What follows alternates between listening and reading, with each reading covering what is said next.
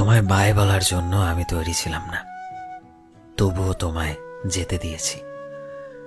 তোমায় বিদায় দেওয়ার জন্য আমি তৈরি ছিলাম না। আমি কখনো এটা ভাবতেই পারি না যে আমি এটা করতে পারবো, তোমায় যেতে দেব আর তোমাকে ছাড়া থাকতে পারবো। কিন্তু সময় ও পরিস্থিতি আমাকে এটা শিখিয়েছে যে কখনো কখনো ভালোবাসার থেকে বড় তোমার কাছে তোমার শান্তি হয়, আত্মসম্মান নয়। আর এই সম্পর্ক আমার থেকে আমার শান্তি, আমার আত্মসম্মান কেড়ে নিয়েছিল।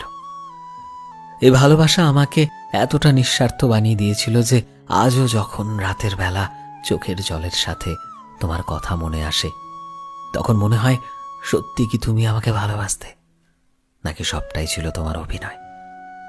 তুমিও কি কষ্ট পাও আমাকে ভেবে?